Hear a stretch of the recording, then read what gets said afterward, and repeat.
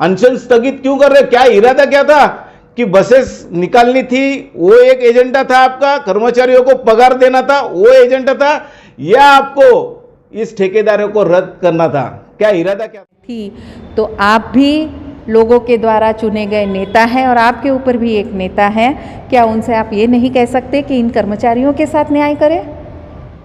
आप इन कर्मचारियों के साथ में राजनीति कर रहे हैं, अपनी राजनीति रोटी सेक रहे हैं, उन्हें किसी प्रकार की आपसे कोई मदद नहीं मिली, जबकि आपने ऐलान किया था कि आप उनके लिए अनशन पर बैठेंगे। बाद में आपने वो पोस्टपोन कर दिया।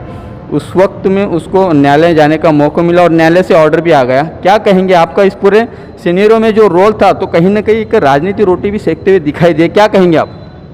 देखिए, सबसे पहले मेरा अनशन इस बात का था कि बस सेवा चालू होनी चाहिए।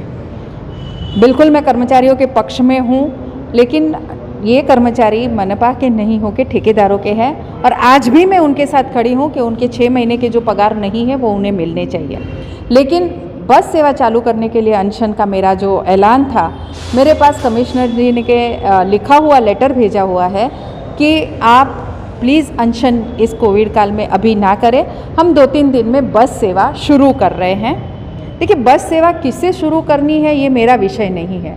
मेरा विषय है शहर वासियों को बस की सुविधा मिले, और अगर मैं आज भी कहती हूँ कि अगर वो सुविधा वो नहीं दे पाएंगे, अगर मुझे लगा कि अब चालू करने के बाद भी पूरी तरह से बस चालू नहीं हुई है, तो मैंने अनशन कैंसिल नहीं किया है, स्थगित किया है हमारे कमिश्नर जी के और बाकी सबके कहने पे कि क्योंकि हम बस सेवा अभी 2-3 दिन में चालू कर रहे हैं।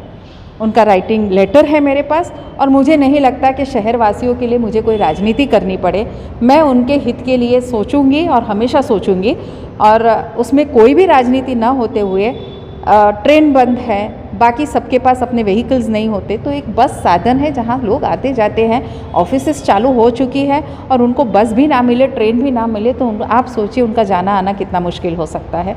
तो वही एक मेरी मंशा थी कि बहुत जल्दी बस सेवा चालू हो तो हमारे पास जो इतने कम्यूटर्स हैं जो बस से जाते हैं उनको सुविधा मिल सके। अब देखते हैं, जैसे इन्होंने भले ही भागीरथी या कोई भी ठेकेदार वो चालू करे, लेकिन अच्छे से चलना चाहिए, कर्मचारियों के साथ न्याय होना चाहिए, उनको 6 महीने के पगार मिलने चाहिए। और उसके लिए कर्मचारी अगर कोर्ट में जाते हैं कि हमारा पगार का क्या हुआ, मैं बिल्कुल उनके साथ खड़ी हूँ। मतलब आप उनको इस तरह की लीगल एड देकर जो है कि आप उनकी मदद करेंगे? मैं बिल्कुल करूँगी। मैंने कहा मैं इस पक्ष में हूँ कि कर्मचारियों को 6 महीने का पगार जो अभी नहीं है उसमें से कुछ तो परसेंटेज मिलना चाहिए। लॉकडाउन में मैं नहीं कहती हूँ 100% लोगों को मिला, लेकिन जो परसेंटेज मिलने के हकदार वो है वो ज़रूर मिलना चाहिए। गवर्नमेंट ने भी अपना GR कहा है कि आप कर्मचारियों को पगार दें, तो वो उसका पालन करें। मैडम, अभी हम उन कर्मचारियों से बात की तो हमें ये पता चला उनसे कि एक जो राजनीतिक जो नेता है उनकी ही संस्था के लोग अब ये बसें चला रहे हैं, बाकी के और जो संस्था के जो लोग हैं उन्हें बोला नहीं गया है। उन्हें जो है कि उलझुल बातें कही गई है कि आप गोटियाँ खेल लो, आप मच्छी पकड़ो। राजनीति यहाँ पर तो दिखाई दे रही है कि संस्था के जो पदाधिकारी अध्यक्ष है, ये उस राजनीति के चलते बेचारे आज जो कर्मचारी है वो पीछे जा रहे हैं। क्या कहेंगे आप, कैसा देखते हैं आप इसको, ये पूरा 1 महीने से जो चल रहा है हमारे शहर में मनपा कर्मचारियों को देखकर? देखिए, सबसे पहले इनके साथ जो आपने अभी कहा कि इन कुछ वर्ग के ये कर्मचारी जिनके साथ ये अन्याय हो रहा है, तो मुझे लगता है नेता कहलाने का हक किसी को नहीं है। अगर हम सबको एक समान नहीं देख पाते तो हम अच्छे नेता नहीं हैं। सभी को समान देखें, सभी कर्मचारी अपने हैं, चाहे वो हमारी पार्टी के हैं, चाहे वो दूसरी पार्टी के हैं, चाहे वो हमारे यूनियन के हैं, चाहे वो दूसरे यूनियन के हैं। सभी कर्मचारी आखिर कर्मचारी है, उन्हें समान न्याय मिलना चाहिए और इस पक्ष में मैं हूँ। अगर उनसे इस उलझुल बातें की जाती है, आप जाके मच्छी पकड़ो, आप जाके ये कहो, तो ये बहुत गलत है। ठेकेदार के एंड पे भी बहुत गलत है और हमारे प्रशासन के एंड पे भी गलत है, क्योंकि उन्होंने इंटरवेन करके ये तय किया था कि एक कमेटी बनेगी, तीनों यूनियन के 2-2 पदाधिकारियों की उसमें समाविष्ट होगी और सभी को समान कार्य दिया जाएगा। जो पहले ही दिन भंग हो रहा है, तो इसमें प्रशासन को अब मैं पूछूंगी कि आप जब मीटिंग करने बैठे थे, आपने जब ये गारंटी ली थी कि ये ऐसा ही होगा, तो क्यों नहीं हो रहा है, उसका जिम्मेदार कौन है? प्रशासन की जो कल मीटिंग हुई थी, उस मीटिंग में जो कहा गया था वो वैसा नहीं हो पा रहा है और ठेकेदार वैसा उस बात पर कायम नहीं, वो अपनी ज़बान से मुकर गया है। अब इस पर आप क्या करेंगे? मैं वही कहती हूँ कि अब कोर्ट में जाने के अलावा मुझे लगता है कर्मचारियों के पास कुछ नहीं है। और मैं बिल्कुल उनके साथ खड़ी हूँ कि उनको न्याय कैसे मिले, उसके प्रयत्न मेरे हमेशा रहेंगे। मैडम हमने एक इंटरव्यू लिया था तो प्रशांत दड़ुए जो भाजपा के नगर सेवक है और हाउस लीडर भी बीजेपी के, वो उन्होंने कहा था कि आपका इंटरेस्ट सिर्फ ठेकेदार का ठेका रद्द करवाने में था, ना कि उन कर्मचारियों को न्याय देने में आपका इंटरेस्ट था। क्या कहेंगे आप? देखिए, आपने अभी सुन लिया कर्मचारियों के मुंह से कि उनके साथ कैसा बर्ताव किया जाता है। मेरा बिल्कुल भी ठेकेदार को टर्मिनेट करने में इंटरेस्ट नहीं था। मेरा इंटरेस्ट शहर की बस सेवा चालू करने में था। वो मेरे लेटर में मैंने लिखा है कि मैं आंदोलन इसीलिए कर रही हूँ कि मेरी बस सेवा चालू हो। और दूसरा, इन कर्मचारियों को पगार मिले। मैं आपको अभी 3 बार कह चुकी हूँ कि उनके साथ जो अन्याय हो रहा है, अभी भी हो रहा है। जिसने भी ये कहा कि अब क्या हुआ या उनको न्याय दिलाने के लिए या ठेकेदारी रद्द करने के लिए मैं थी, तो आप भी लोगों के द्वारा चुने गए नेता हैं और आपके ऊपर भी एक नेता है। क्या उनसे आप ये नहीं कह सकते कि इन कर्मचारियों के साथ न्याय करें? मैडम आखिरी सवाल का जवाब दीजिएगा। अब ये जो लड़ाई है, जो एक राजनीति का हिस्सा बन चुकी है, कर्मचारियों को उनको वेतन मिलने को लेकर, इनका आप कब तक साथ देंगे? क्या कानूनी प्रक्रिया तक ही या अपने एडवोकेट देकर ही आप सीमित रहेंगे, या अगर ज़रूरत पड़ती है तो आप इनके लिए अनशन करेंगे, इनके लिए महानगर पालिका को पकड़ेंगे? आखिर आपका क्या क्या स्टेज रहेगा? देखिए, मैं उनकी हर संभव मदद करूंगी कि उनको उनका पगार मिले। लेकिन अगर ठेकेदार, मैं वही कहती हूँ कि सबने इंटरवेन करके, यानी हमारे पुलिस प्रशासन बैठे थे, हमारे आयुक्त बैठे थे, उपायुक्त बैठे थे, एडिशनल बैठे थे, उन्होंने ये तय किया कि हम कुछ रकम कर्मचारियों को दे के चालू करवाएंगे। और उन्हीं के नाक के नीचे वो लेटर दे रहा है कि ये 20,000 आपको एडवांस के रूप में दिया जा रहा है, आपके 6 महीने के पगार के रूप में नहीं दिया जा रहा है। तो क्या मैं ये समझूं कि एक ठेकेदार की इतनी हिम्मत कैसे हो गई कि वो आयुक्त से भी झूठ बोल रहा है और लिख के कुछ और दे रहा है, वहाँ बोल कुछ और रहा है? उसकी हिम्मत कैसे हुई? तो ठेकेदार के पीछे कौन है?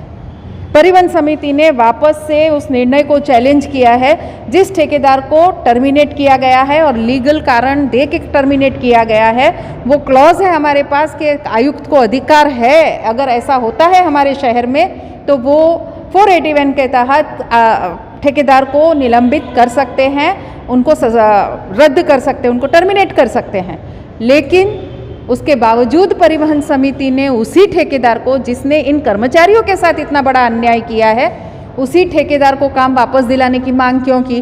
तो ठेकेदारी में इंटरेस्ट मेरा है या उनका है? मैंने तो कभी भी ठेकेदार को देने की बात कही नहीं। मैंने तो कहा प्रशासन अपनी बस सेवा चलाए, उसमें ठेकेदारी कहाँ आती है?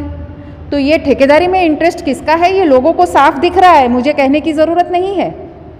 मैडम, जिस तरह से आपने भी बताया कि आप हर संभव प्रयास करेंगे उनको न्याय देने के लिए, कल जो मीटिंग हुई है उस मीटिंग में क्या आपको बुलाया गया था? एक और इसी से जुड़ा हुआ दूसरा सवाल कि परिवहन समिति जो है हमारे मीरा भाईंदर महानगर पालिका की, उनके जो पदाधिकारी है उनको भी नहीं बुलाया गया था। इस दोनों मामलों में क्या कहेंगे आप? इसीलिए तो मैं कहती हूँ कि किसी का उस ठेकेदार में ही इंटरेस्ट है, कोई दबाव है प्रशासन पे, इसलिए बार बार उस ठेकेदार की बाजू ली जा रही है। जबकि आयुक्त को अधिकार था कि वो अपनी बस सेवा खुद चालू कर पाए, तो वो क्यों नहीं कर रहे हैं? मैं पूछ रही हूँ, आपके चैनल के माध्यम से पूछना चाहती हूँ कि जब सभी अधिकार आयुक्त को दिए गए हैं, तो आप क्यों उस ठेकेदार को ही बार बार सपोर्ट कर रहे हो? आप क्यों नहीं ठेकेदार से ये मनवा सकते कि कर्मचारियों का पगार दो? आप पेरेंट बॉडी है और आपको ये पूरा हक है। वो ठेकेदार 1 महीने से वहाँ भूख हड़ताल तो नहीं करूँगी, लेकिन आंदोलन पे बेचारे बैठे हैं, बारिश में, धूप में।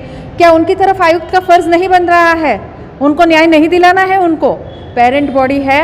और मैं तो बोलती हूँ परिवहन समिति का भी ये हक बनता है, ये फर्ज बनता है कि पहले उन कर्मचारियों को न्याय दिलाइए। आपको ठेकेदार में ही इंटरेस्ट है, कर्मचारियों का बिल्कुल भला नहीं सोच रहे आप। एक बार भी आपने ठेकेदार से ये नहीं कहा, उतनी पूरी मीटिंग में जब मैंने पूछा तो एक बार भी हमारे परिवहन समिति के या किसी ने ये नहीं कहा कि कर्मचारियों को एटलीस्ट आप 50% पगार दे दीजिए, तब हम काम चालू करेंगे। क्यों बिना किसी शर्त के आप ठेकेदार से वापस उसी बस सेवा को चालू करवाने पे तुले हो? ये हमारी विधायिका एमएलए गीता जैन, जिन्होंने कल की जो मीटिंग हुई है उस मीटिंग में ही प्रशासन पर आरोप लगाया है कि उन्होंने ठेकेदार के फेवर में ही सारे निर्णय लिए गए हैं और ठेकेदार ने जो उस वक्त मीटिंग में कहा था वो अपनी उन कही हुई बातों से मुकर गया।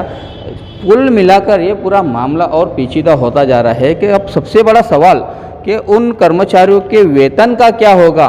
वो वेतन लेने के लिए अब ये पूरा मामला कोर्ट में जाता हुआ दिखाई दे रहा है। आने वाले दिनों में इस पूरे मामले को लेकर और क्या राजनीतिक रंग अपनाता है, आप देखते रहिएगा। कारिब कुरैशी और साबिर शेख के साथ ऑन रिकॉर्ड मेरा भाईंदर। धन्यवाद।